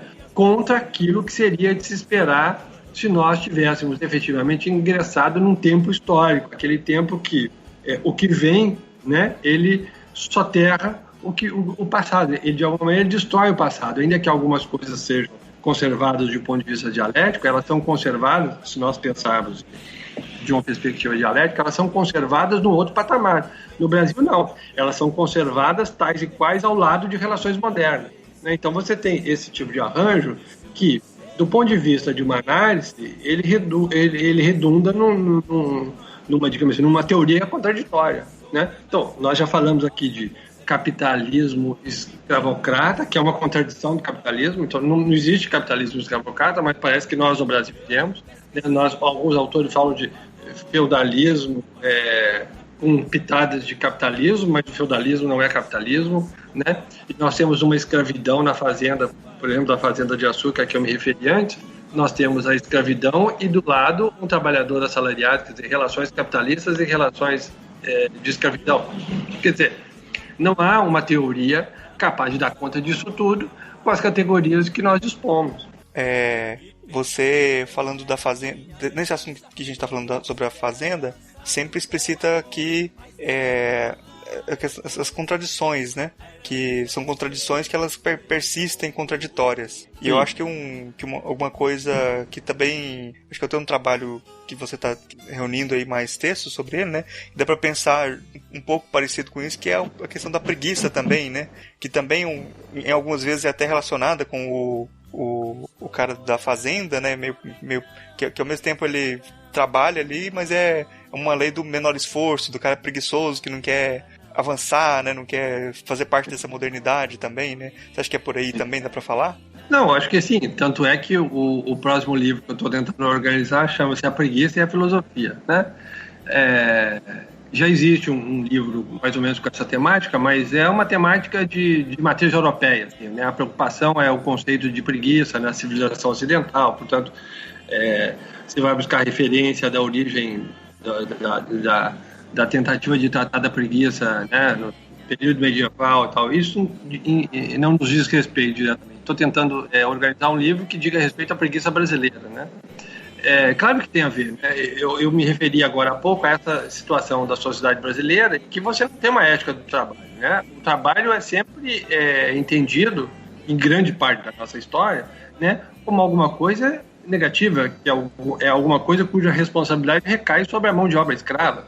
Então, quer dizer, o trabalho, e o Joaquim Nabuco já tinha advertido para isso, né? Quer dizer, o trabalho no Brasil ele vai ficar com essa marca por séculos, né? Até ser resgatado, né? Porque ele, historicamente, ele foi executado por mão de obra escrava. Então, o trabalho braçal é trabalho de escravo, né? Então, não há espaço na sociedade brasileira para, digamos assim, o trabalho braçal ter um sentido cultural reconhecido, para ter um sentido positivo, né? O significado do trabalho braçal é sempre negativo. Então, claro, isso vai gerar uma estratégia digamos assim, de sobrevivência aliada a burlar as regras do trabalho, né? Então, aí você tem a preguiça, o esquema de malandragem, você tem aquilo tudo que faz parte da cultura brasileira, né? Alguns dizem que essa história é um mito, que o brasileiro trabalha não sei quantas horas, mas a questão não é a carga de trabalho, a questão é como efetivamente se trabalha. Se o trabalho tem um peso negativo na cultura brasileira, pode trabalhar 80 horas por semana. Isso não significa que é uma sociedade trabalhadora, né? Significa que é uma sociedade culturalmente avessa ao trabalho e que, se tiver uma carga horária extrema, eu estou, obviamente, dando um exemplo terrível, 80 horas por semana, mas é um ritmo de trabalho que não é verdadeiro. Quer dizer, né, as pessoas submetidas a essa contragosto ao trabalho, que não entendem no trabalho um processo de aperfeiçoamento pessoal, por exemplo, que só vem no trabalho desperdício de energia, né, e expropriação da sua mão de obra, da sua vida, portanto, não vão se dedicar ao trabalho com afinco, né? Não tem como. Mas isso faz parte, essa discussão faz parte de uma próxima conversa que nós teremos, talvez, quando lançar o livro A Preguiça e a Filosofia, que só deve ser para 2019, eu imagino. Né? Não vamos adiantar as coisas, vamos esperar, até porque, como o tema é a preguiça, nós não podemos nos precipitar. Vamos devagar. Eu lembrei nessa história, eu não sei se eu vou participar da preguiça, eu não sei se eu vou ter coragem para isso, mas tudo bem. É compreensível. Compreensível. O William James, quando ele estava no Brasil, né, na expedição uma expedição americana e para provar que Darwin estava errado, ele anota lá que o tempo que de embarcar as coisas, colocar coisas no barco, o que demoraria nos Estados Unidos 15 minutos, aqui demorava um dia inteiro. E ele vai percebendo que é uma temporalidade. E ele fica louco, tipo, o problema dele para ir embora daqui é que ele seria engolido pelo tempo. Tipo, ele seria engolido por essa temporalidade, né? Isso é curioso, né? Porque é como se fosse aqui ele percebe a diversidade de culturas, a pluralidade de culturas, mas ao mesmo tempo ele acha que seria impossível, quase impossível, fazer filosofia aqui também, né? Porque a gente está ali no meio dessa preguiça, né? Deve ser o sol, né? Como diria o Chico Buarque. Mas vamos lá. Você fez um artigo há pouco tempo sobre o Contar do Caligares, e o Contar do Caligares, quando ele trabalha a questão do Brasil, ele, num livro lá da década de 90, Diário de um Psicanalista no Brasil, Hello Brasil, Diário de um Psicanalista no Brasil, e é um livro que ele está reeditando agora com ensaios novos, então a gente vai falar de uma versão antiga até. E o Caligares fala que o brasileiro não tem um limite externo, né? Não aceita qualquer limite externo ao indivíduo, então ele está sempre procurando gozo, não aceita nenhuma limitação temporária, né? Você critica o Caligares porque enxerga nisso uma perspectiva também europeizante, né? Diante disso também a gente precisa de outra psicologia e de outra pedagogia e de outro tudo também, então, para pensar a partir dessa perspectiva em que o que a gente chama de felicidade é outra coisa, né? Na verdade, olha só, primeiro eu queria dizer o seguinte, o Caligares, inclusive, começa esse livro, Hello Brasil, né, fazendo uma espécie de declaração de prudência, né, de que ele é um estrangeiro no Brasil, e tal. Ou seja, né, considerando o fato de que talvez ele não esteja habilitado, inteiramente habilitado para fazer uma análise, mas mesmo assim segue o livro, enfim, né, uma espécie de consideração de prudência aí no início. Mas o que é curioso é que, e de fato ele tem boa vontade, né, você nota pela análise, não é uma análise crítica, não é daqueles europeus que vêm para o Brasil acusar as pessoas de preguiça, coisa do tipo, de serem preguiçosas, né, de incompreensão do mundo brasileiro. Pelo contrário, né, tem efetivamente boa vontade para entender o Brasil. E é curioso, no caso do livro, porque justamente, mesmo dotado dessa boa vontade, você vê que as categorias europeias, por exemplo, aí as categorias da psicanálise, elas só têm um lugar para nós, né? Nós somos imaturos, né? Não somos plenamente europeus, porque se pensa de um ponto de vista europeu, então não temos saída aí, né? Quer dizer, é um tipo de análise que você já sabe, né, desde o início do texto, onde é que ela vai terminar? Ela vai terminar apontando para a falha que nós temos, né? Claro, essa falha digamos, é uma espécie de equação em que você coloca lá no início as categorias europeias, né, a história da Europa, no caso, a psicanálise do homem europeu, o diagnóstico do que somos e ver o que falta. E sempre vai faltar alguma coisa, porque nós não somos europeus, né? Então, quer dizer, é um tipo de análise da qual nós já devíamos estar cansados. Eu já estou cansado, né? Porque o resultado é sempre o mesmo. É um sinal negativo e aí você coloca psique, no caso da psiquiatria, a psique brasileira é carente de alguma coisa, né? A disposição para o trabalho, se você faz uma análise sociológica, né? Ou o sistema econômico brasileiro carece de alguma coisa. Ele é deficiente porque os parâmetros são europeus. Mas nós não somos europeus. Então, quer dizer, é sempre tentar medir uma realidade com uma régua que não é adequada a nós. Quer dizer, nós já sabemos que vai faltar alguma coisa, porque nós não produzimos a régua ainda, né, e usamos os padrões europeus para nos medir e nos avaliar. Quer dizer, é uma coisa recorrente, você pode mudar de área de conhecimento, né, e você vai encontrar sempre o mesmo tipo de raciocínio. Então, o artigo a que o Marcos se refere, depois eu vou pedir o Marcos para dizer o título, eu não me lembro, é uma crítica ao Caligares em função disso. Mesmo considerando sua boa vontade de entender o Brasil, quer dizer, é uma limitação analítica, não é uma limitação pessoal, né? Não há como escapar disso, né? Se você tem uma formação europeia padrão e você segue essa formação europeia padrão, o resultado é o mesmo. Você vai se deparar com uma falha, uma carência, né? Então, por exemplo, os meus colegas professores universitários de qualquer área do conhecimento, diante daquilo que está acontecendo no Brasil, agora, uns falam abertamente em deixar o país, que estão cansados disso, que não é possível o país retroceder tanto. Quer dizer, é uma perspectiva que trabalha com a hipótese de que nós podemos, né, ser modernos amanhã, ou deveríamos estar nos modernizando. Quer dizer, o projeto sempre é o mesmo, né? E diante de qualquer, né, no sentido europeu, qualquer tropeço que aconteça, né? Eu não acho que seja um tropeço, né? Acho que o que nós estamos vivendo agora está exatamente na linha previsível daquilo que pode acontecer nesse país, em função da sua história, né? Em função desse arranjo de passado, presente e futuro, né? Por isso que se diz que o Brasil é o país do futuro, porque é uma potência, mas que não se realiza. Então, quer dizer, pessoas com formação europeia que fazem análise desse ponto de vista vão sempre chegar à mesma conclusão, né? É claro, chega um momento de ler coisas desse tipo e você vê isso não tem sentido, né? Porque é uma carência, os diagnósticos já estão feitos há mais de 100 anos, né? Nós não somos europeus, nós não temos disciplina para o trabalho, né? Nós não conseguimos modernizar nossas instituições, né? Portanto, não conseguimos ter democracia plena. Bom, esses diagnósticos se repetem, né? Eles se repetem. A questão não é que os diagnósticos se repetem, é que eles são totalmente inoperantes, eles são inúteis. Por quê? Como eles não são diagnósticos gerados a partir de categorias pertinentes à nossa cultura, mesmo sabendo, né, mesmo indicando aquilo que está errado, nós não conseguimos consertar. Por quê? Né, a ideia do conserto e a ideia do que falta advém de um olhar europeu sobre a realidade brasileira, né?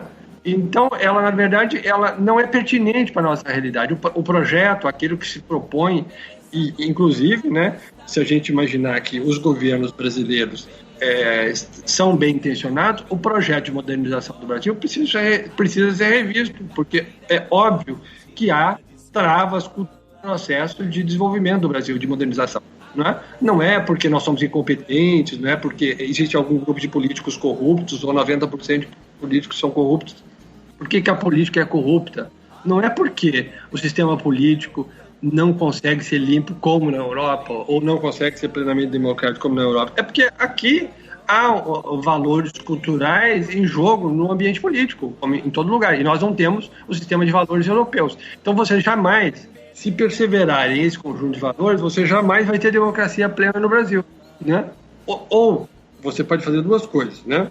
Você pode forçar esses valores a serem alterados, e todas as ditaduras na história do Brasil, de uma maneira ou outra, tentaram conduzir o Brasil, né, através da força para uma condição diferente, uma condição cultural diferente, e todas elas até agora fracassaram, porque o Brasil retorna ao leito normal. Então há um exercício da força, uma tentativa de modernizar o Brasil de cima para baixo, e vários intelectuais defendem essa hipótese abertamente. O Brasil é um país que tende à anarquia, então precisa de força para ser controlado, né? Os intelectuais, há projetos nesse sentido, de que realmente o Brasil começa a sair do controle, talvez seja essa a percepção que muitos de nós temos nesse momento que está acontecendo, e portanto há sempre essa conversa, que é uma conversa inclusive latino-americana, né, de descrédito da democracia, né?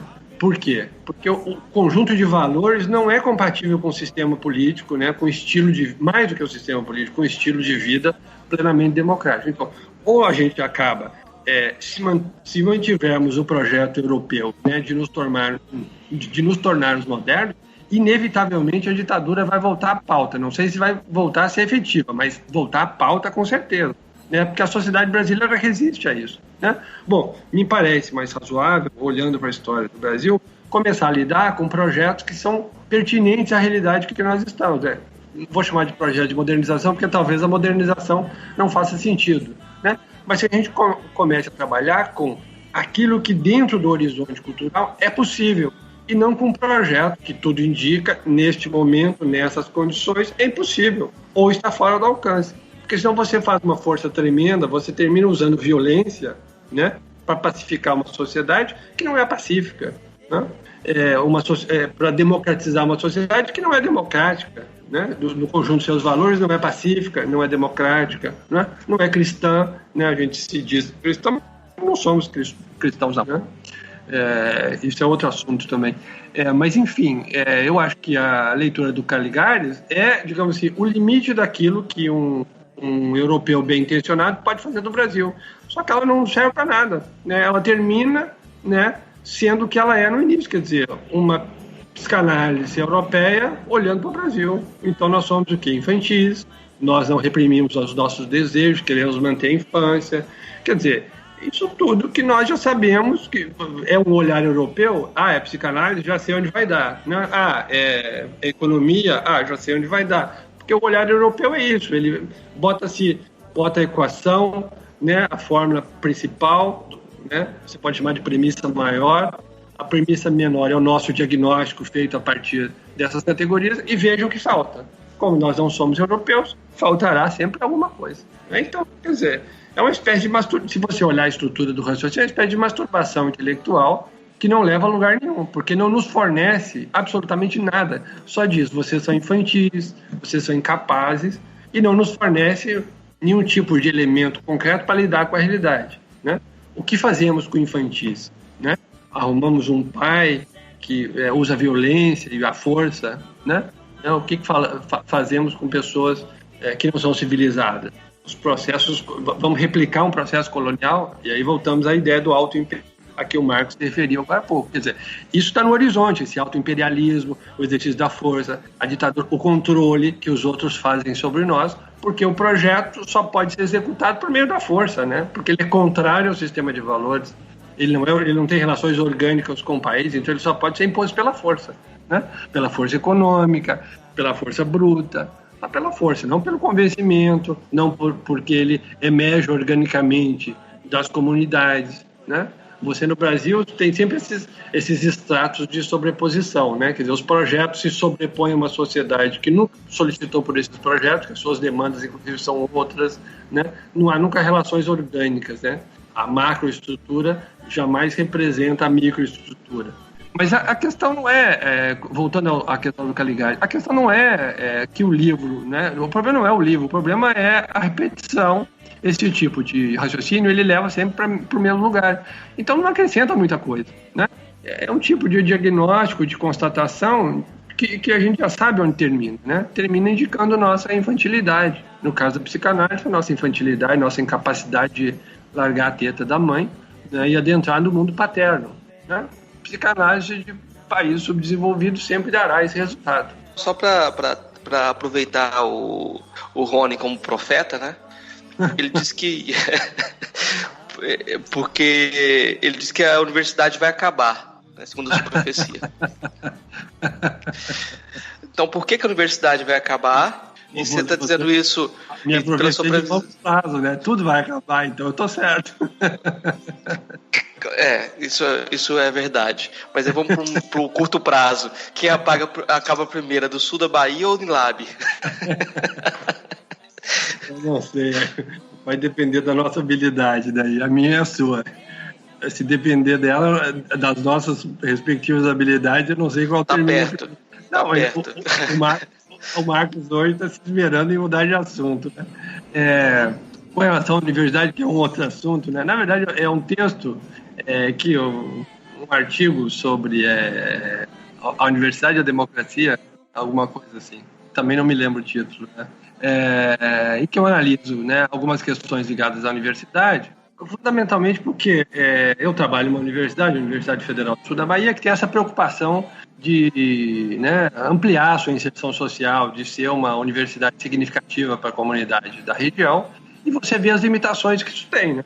As limitações institucionais. Então você começa a lidar com isso e você começa a se dar conta que não se trata de uma limitação das pessoas, de que a universidade não chega à comunidade, ou de incapacidade do diálogo, ou que ela é uma instituição fechada. Não, na verdade você começa a se deparar com elementos que são estruturais, e estruturais estou me referindo à instituição universidade, né?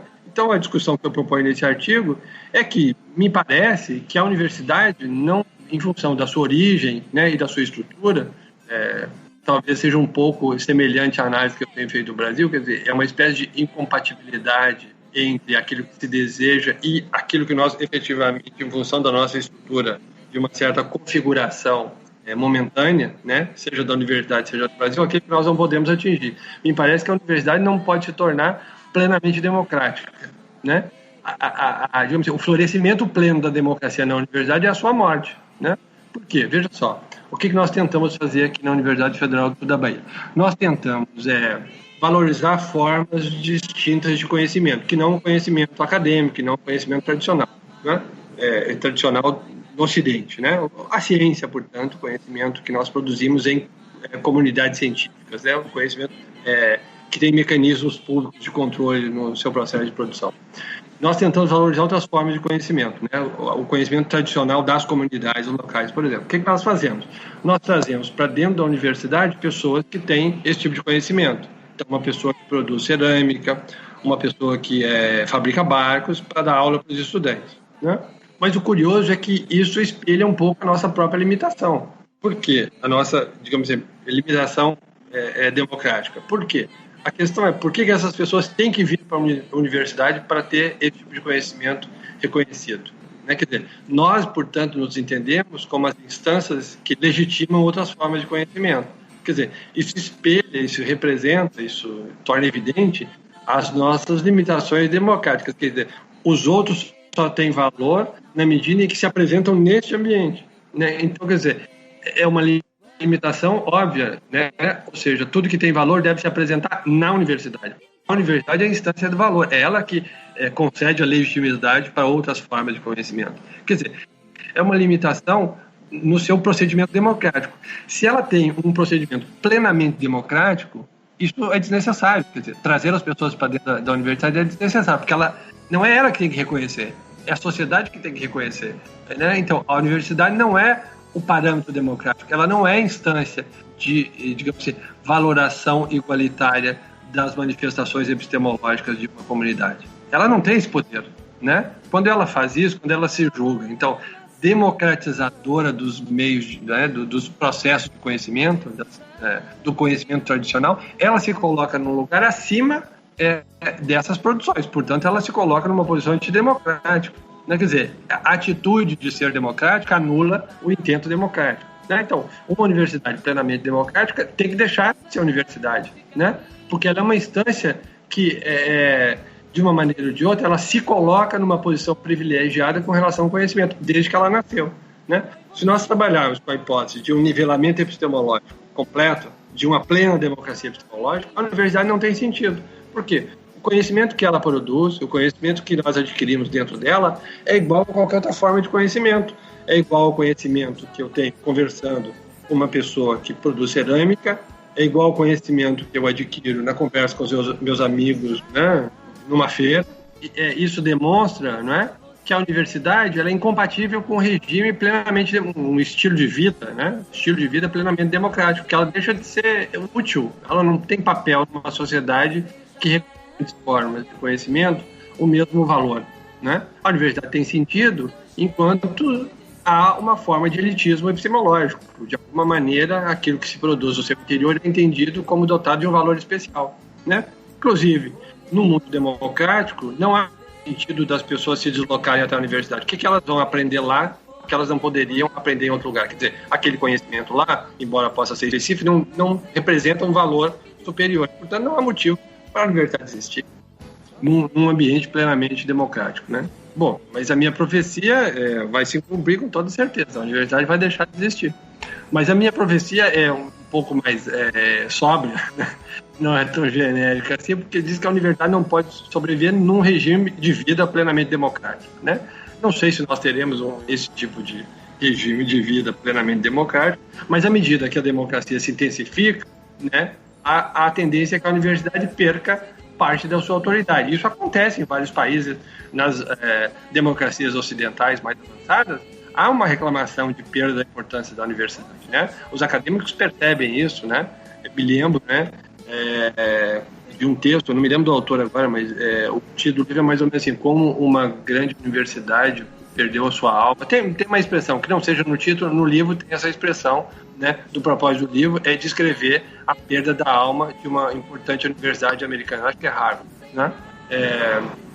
Então, e essa preocupação, essa percepção de que a universidade perde importância numa cultura plenamente democrática é verdadeira, né? Porque ela é incompatível com o mundo democrático. Então, a minha profecia é um pouco mais modesta, mas de qualquer maneira é uma profecia da morte da universidade. E agora que a Cátia Abreu se filiou ao PDT, o Brasil já está explicado? Não, o Brasil jamais será explicado, principalmente com categorias europeias. Pois é. A questão, isso é muito interessante. A gente dizia isso, né? Quer dizer, o Brasil é um país que não dá para ser resumido, né? Todo mundo fica pasmo, né, diante do Brasil, principalmente estrangeiros que tentam analisar o Brasil ficam pasmo, porque na verdade as explicações são todas incompletas, né? Mas são incompletas por quê? Nós estamos usando talvez categorias que são inadequadas, né? Por quê? Nós não podemos falar em capitalismo, acabamos de discutir isso agora, não podemos falar em capitalismo do Brasil. Não podemos dizer também, falar só de escravagismo, mesmo no período colonial, porque já existiam relações capitalistas ali. Quer dizer, não falamos em feudalismo no Brasil, embora tenha traços de feudalismo, né? Enfim, você pode fazer descrições do Brasil e todas elas, em geral, são incompletas, né? Quer dizer, a Cátia Abreu só piorou as coisas agora. Para alguém que quer explicar o Brasil, quer dizer, essa mudança de opinião, essa mudança de partido político, essa mobilidade permanente das coisas, quer dizer, é um mundo que está em pleno movimento todo o tempo, né? Não há estrutura sólida, né? Tem uma frase muito interessante que diz que no Brasil, tudo é possível, mas nada funciona, né? Quer dizer, claro, como as coisas não são sedimentadas, né, tudo é possível. É um país aberto a qualquer coisa. Mas justamente por isso nada funciona, porque o funcionamento, a eficácia, né, exige relações de consequência bem estruturadas, né? Você cria uma instituição para resolver um problema e o seu objetivo não se desvirtua ao longo do tempo. Então ela termina resolvendo o problema. Ela é dedicada àquela intencionalidade. Quer dizer, uma questão de funcionalidade, né, de ajuste entre meios e fins. Nada funciona no Brasil por isso, né? Porque está tudo em movimento. Então, a finalidade original para a qual a instituição foi criada, com o tempo ela se transforma em outra e, portanto, aquele problema que foi detectado originalmente, que justificava a criação da instituição, começa a existir de um lado e a instituição vai para outro, né? Ela vai cuidar de outra coisa. Então, quer dizer, essa mutabilidade permanente, né? Parece reunião em universidade, né? Aquelas reuniões de que a todo tempo a gente tenta recriar o mundo, né? Começamos de novo uma nova universidade a cada reunião. É essa sensação que se tem, né? O Brasil é um país assim, né? Que as coisas não se consolidam, né? Então tudo é possível, mas nada funciona. A Cátia Abreu é só mais um capítulo, né, de um país em que tudo é possível, né? É verdade, quase nada nos surpreende mais no Brasil, né? Quase nada. Dificilmente a gente diz, nossa, mas isso realmente me espanta, eu não esperava por isso, né? Dentro daquilo que tem acontecido no Brasil, né, várias coisas que seriam impossíveis em outros lugares são possíveis aqui, né?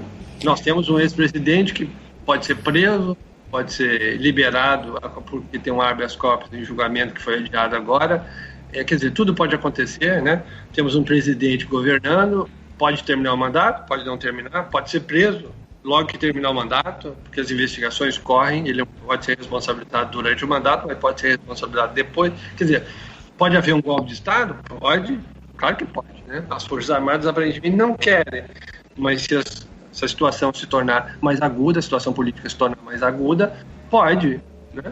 Pode haver uma revolta popular? Pode também. O que não pode acontecer nesse momento no Brasil? Eu não aposto em nada, né? Acho que tudo é possível. A culpa não é da Cátia Abreu, entendeu? A Cátia Abreu mudou de partido, como vários políticos no Brasil mudam, né? Porque eles não têm compromisso ideológico com nada, então, né? E nem sei se deveriam ter, né? Beleza. Bom, acho que a gente já fez um panorama aqui legal desse pensamento sobre a Fazenda, né? Que a gente se propôs a fazer. E acho que a gente já pode ir para as indicações, então.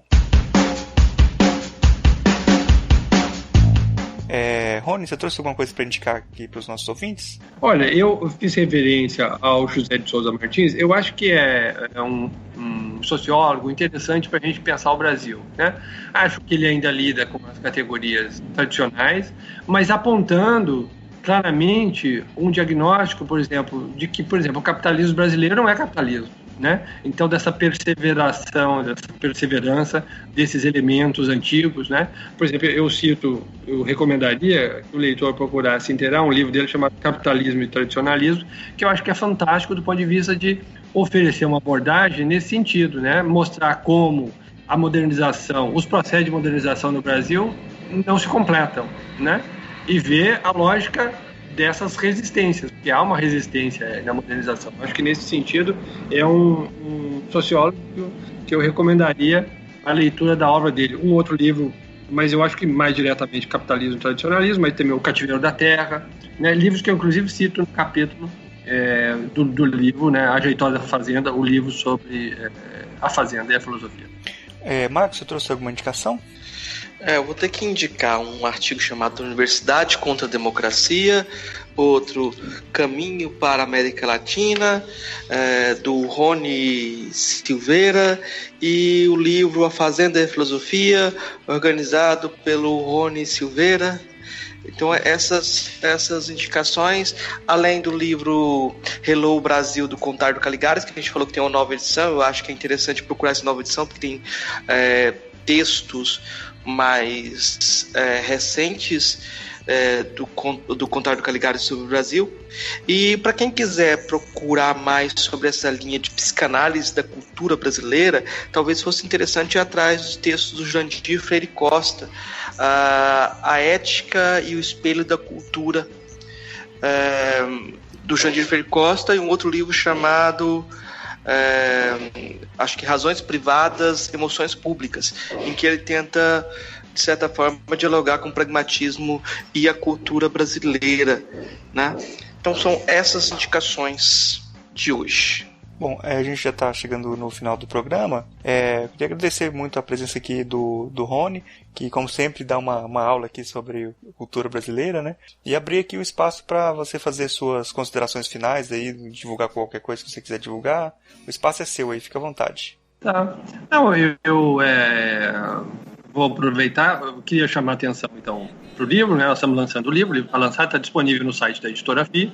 Acho que é uma maneira interessante também de divulgar o trabalho, porque o livro fica disponível para download gratuito, o PDF, é acesso livre, e quem quiser adquirir o exemplar, aí faz a solicitação no site da editora. Chamar a atenção também para o fato de que, na verdade, agora com a FI, a gente conseguiu sedimentar uma coleção, né? Existe uma coleção na editora chamada Filosofia Brasileira, uma série chamada Filosofia Brasileira. Nós estamos, então, tentando consolidar esse tipo de trabalho no Brasil. Pela série, nós já lançamos, então, A Fazenda, a telenovela Brasileira e a Filosofia, a Religiosidade Brasileira e a Filosofia e o Carnaval e a Filosofia. Há outros livros com temáticas semelhantes, o futebol, né, o samba, por outras editoras, né? Na época nós não tínhamos conseguido ainda um acordo com uma mesma editora para sedimentar um processo assim, de longo prazo. Esse material da FI, esses que eu me referi agora, né, estão disponíveis para download, é gratuito. E eu também convido pessoas que tenham livros para publicar na série, que possam, então, ser pertinentes à série Filosofia Brasileira. É só entrar lá na FI, tem meu contato, né? Entre em contato comigo, a gente faz uma avaliação do material e combinamos uma publicação com a FI, obviamente, se for pertinente à temática, né, da série Filosofia Brasileira. Agradeço, né, ao Murilo e ao Marcos, e fico disponível aí para, quem sabe, daqui a um ano lançamos o Preguiça e a Filosofia, né? Aí podemos fazer um programa um pouco mais demorado, como o tema demanda, né? Demorado não, lento, né? Mais preguiçoso o programa, né? Pode Acho que um ano é muito pouco tempo para fazer esse livro, vai demorar um pouco mais, mas tudo bem, vamos ver. Mas a chamada do livro está aberta desde o final do ano passado.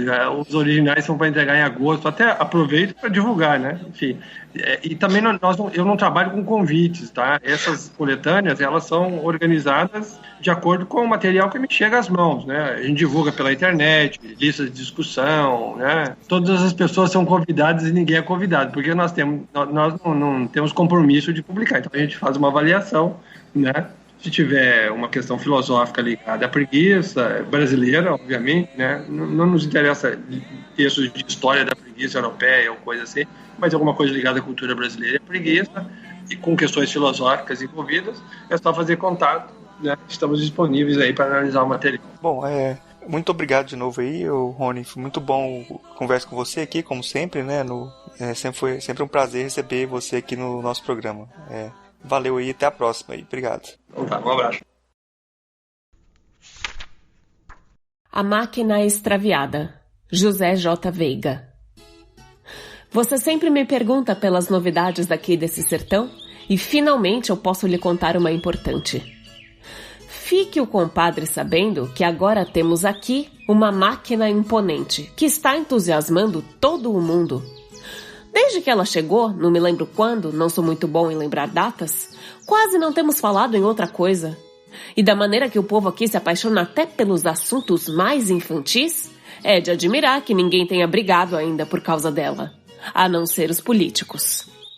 A máquina chegou uma tarde, quando as famílias estavam jantando ou acabando de jantar, e foi descarregada na frente da prefeitura. Com os gritos dos choferes e seus ajudantes, a máquina veio em 2 ou 3 caminhões. Muita gente cancelou a sobremesa ou o café e foi ver que algazarra era aquela. Como geralmente acontece nessas ocasiões, os homens estavam mal-humorados e não quiseram dar explicações. Esbarravam propositalmente nos curiosos, pisavam-lhe os pés e não pediam desculpa. Jogavam pontas de corda suja de graxa por cima deles. Quem não quisesse se sujar ou se machucar, que saísse do caminho. Descarregadas as várias partes da máquina, foram elas cobertas com encerados e os homens entraram num botequim do largo para comer e beber. Muita gente se amontoou na porta, mas ninguém teve coragem de se aproximar dos estranhos, porque um deles, percebendo essa intenção nos curiosos, de vez em quando enchia a boca de cerveja e esguichava na direção da porta. Atribuímos essa esquiva ao cansaço e à fome deles, e deixamos as tentativas de aproximação para o dia seguinte. Mas quando os procuramos de manhã cedo na pensão, soubemos que eles tinham montado mais ou menos a máquina durante a noite e viajado de madrugada. A máquina ficou ao relento, sem que ninguém soubesse quem a encomendou, nem para quem servia. E claro, que cada qual dava o seu palpite, e cada palpite era tão bom quanto o outro. As crianças, que não são de respeitar mistério, como você sabe, trataram de aproveitar a novidade, sem pedir licença a ninguém, e a quem iam pedir? Retiraram a lona e foram subindo em bando pela máquina acima. Até hoje ainda sobe. Brincam de esconder entre os cilindros e colunas, embaraçam-se nos dentes das engrenagens e fazem um berreiro dos diabos até que apareça alguém para soltá-las. Não adiantam ralhos, castigos, pancadas. As crianças simplesmente se apaixonaram pela tal da máquina. Contrariando a opinião de certas pessoas que não quiseram se entusiasmar e garantiram que em poucos dias a novidade passaria e a ferrugem tomaria conta do metal, o interesse do povo ainda não diminuiu. Ninguém passa pelo largo sem ainda parar diante da máquina. E de cada vez há um detalhe novo a notar. Até as velhinhas de igreja, que passam de madrugada e de noitinha tossindo e rezando, viram o rosto para o lado da máquina e fazem uma curvatura discreta. Só faltam se benzer. Os homens abrutalhados, como aquele Clodoaldo, seu conhecido, que se exibe derrubando o boi pelos chifres no pátio do mercado, tratam a máquina com respeito. Se um ou outro agarra uma alavanca e sacode com força ou larga um pontapé numa das colunas, vê-se logo que são bravatas, feitas por honra da firma, para manter a fama de corajoso. Ninguém sabe mesmo quem encomendou a máquina. O prefeito jura que não foi ele e diz que consultou o arquivo e nele não encontrou nenhum documento autorizando a transação. Mesmo assim, não quis lavar as mãos e, de certa forma, encampou a compra quando designou um funcionário para zelar pela máquina. Devemos reconhecer, aliás, todos reconhecem, que esse funcionário tem dado uma boa conta do recado.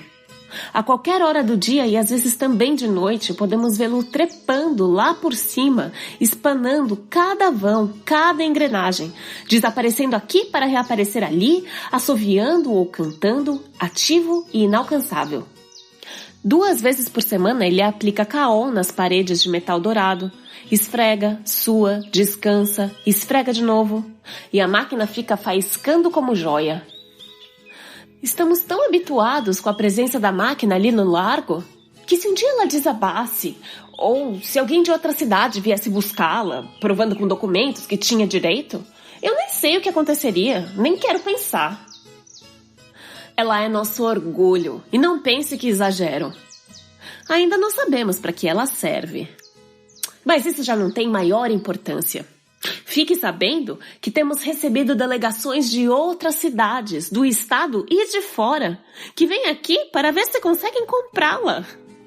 Chegam como quem não quer nada, visitam o prefeito, elogiam a cidade, rodeiam, negociam, abrem o jogo.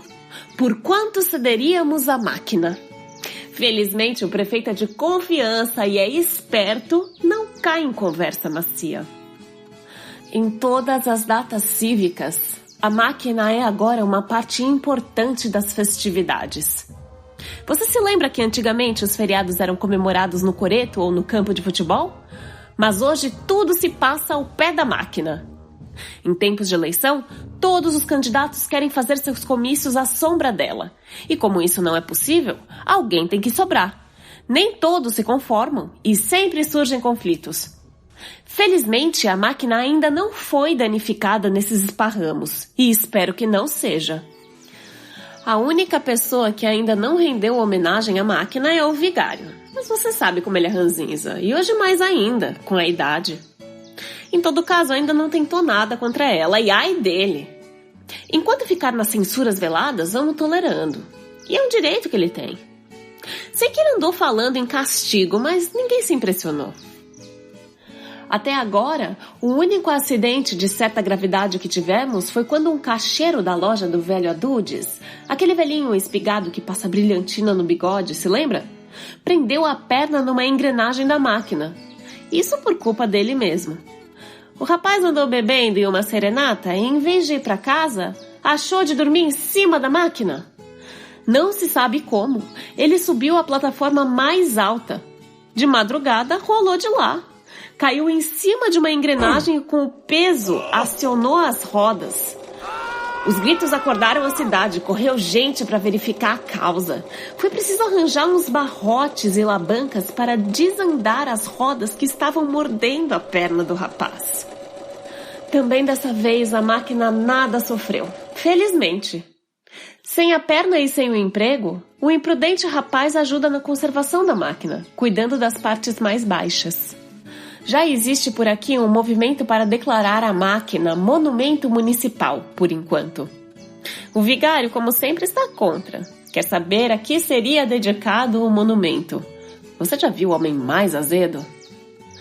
Dizem que a máquina já tem feito até milagre. Mas isso aqui para nós eu acho que é exagero de gente supersticiosa. E prefiro não ficar falando no assunto. E creio que também a grande maioria dos munícipes não espero dela nada em particular. Para mim basta que ela fique onde está, nos alegrando, nos inspirando, nos consolando. O meu receio é que quando menos esperarmos, desembarque aqui um moço de fora, desses despachados que entendem de tudo. Olha a máquina por fora, por dentro, pense um pouco e comece a explicar a finalidade dela. E para mostrar que é habilidoso, eles são sempre muito habilidosos, peça na garagem um jogo de ferramentas. E sem ligar a nossos protestos, se meta por baixo da máquina e desande a apertar, martelar, engatar. E a máquina comece a trabalhar.